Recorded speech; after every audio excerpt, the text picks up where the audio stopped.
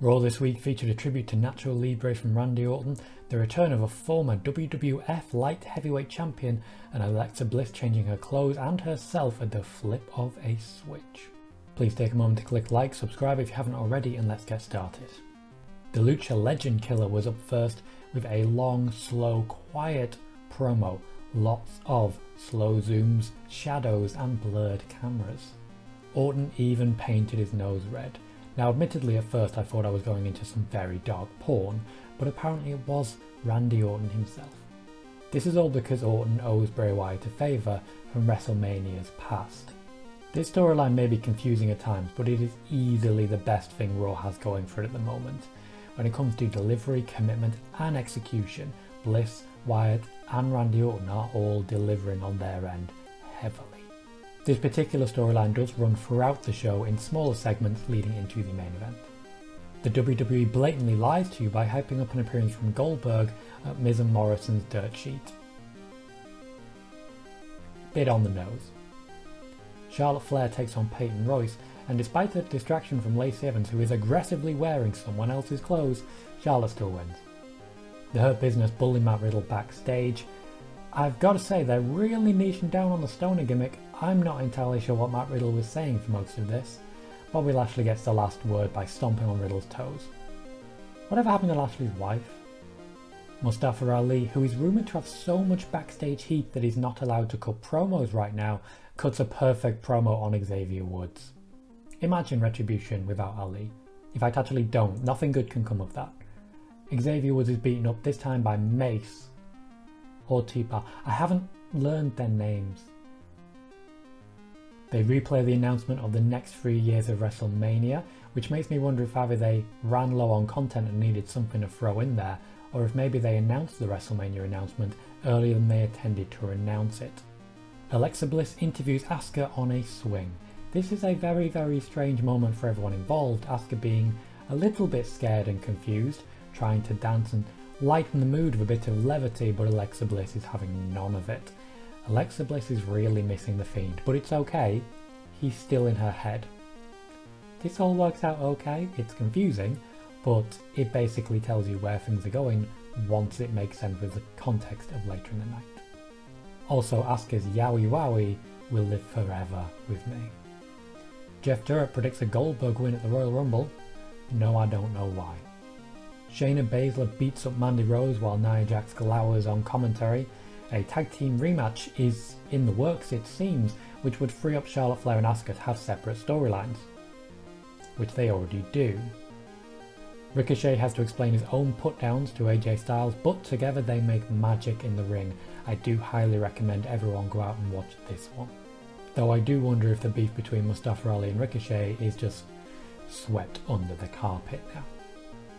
It's at this point that I start to wonder where the long-term and incredibly strong tag team of Drew's buddies Sheamus and Keith Lee, where they are, because they haven't appeared on the show at any point so far and they don't appear for the rest of the night. They're typically viewed as quite dependable, so if they were there, I suspect they would have been on the card. If you enjoy this content and would like to see more, be sure to subscribe if you haven't already, and don't forget I will be doing a live Royal Rumble watch-along over on twitch.tv/Tom Colohue, where there will be a predictions contest and some special guests along the way, so be sure to follow over there as well. AJ Styles sold very well for Drew Gulak last week, and this week he sold equally well for Ricochet. It really had the feeling of like a John Cena US title open challenge, where the loser comes off really good in defeat, but AJ Styles never looks like he's threatened too much, if you get what I'm saying. These two have some very good chemistry, it's just a shame they didn't get a little bit longer. Gillberg turns up in place of Goldberg, and the Miz and Morrison segment kinda sucks. That's all I've got to say on that one. Shelton Benjamin and Cedric Alexander don't feel it's quite working anymore by the looks of things, but they're still able to beat Matt Riddle and the Lucha House Party. Seriously, who did Riddle piss off backstage? Jeff Hardy and Elias are still working with Jackson Riker. Drew McIntyre will be back next week so that he and Goldberg can stare at each other and it can be used in the hype package for the Royal Rumble match between the two. Our main event is Asuka versus Alexa Bliss, and this one just gets weirder. The cheers are really heavily turned up for both women to the point that I can't even hear Alexa Bliss's music anymore. Now we've already seen both sides of Bliss.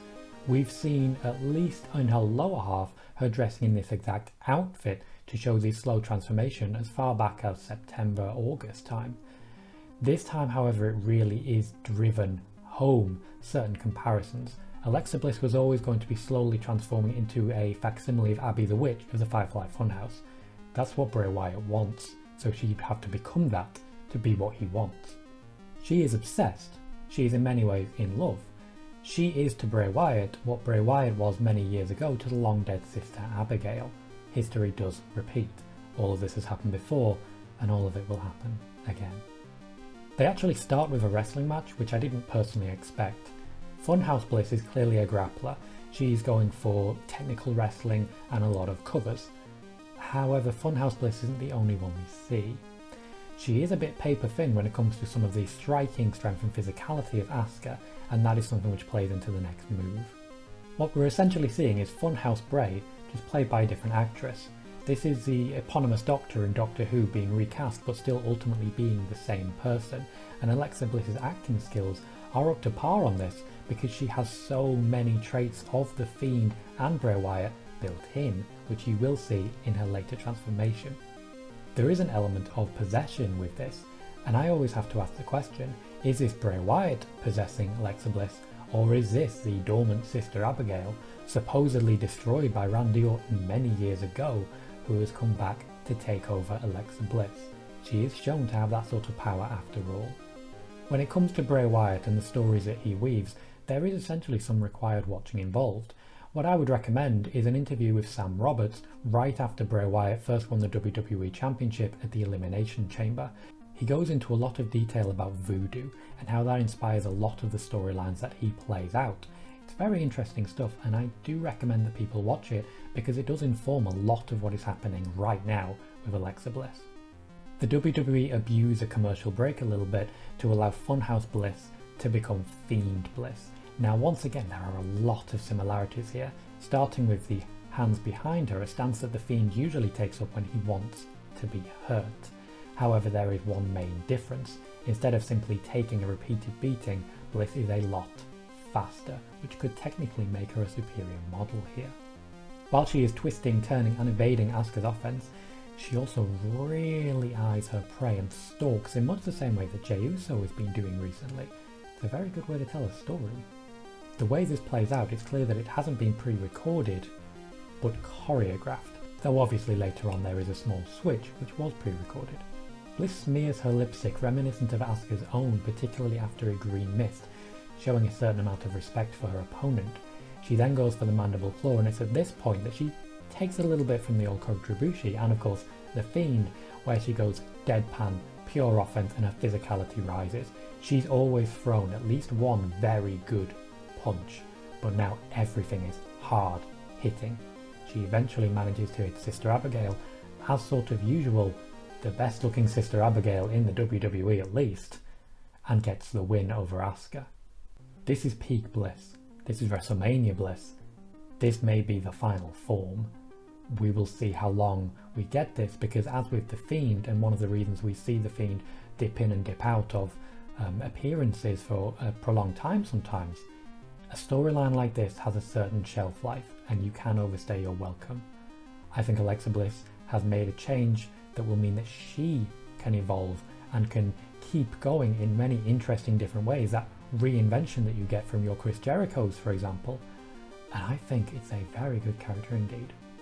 Raw this week wasn't great. There were a lot of things that just weren't very interesting. The Lashley Matt Riddle feud really hasn't got going. AJ Styles and Ricochet had a great match, but ultimately AJ Styles is lacking storyline at the minute, and Jackson Riker is on my TV.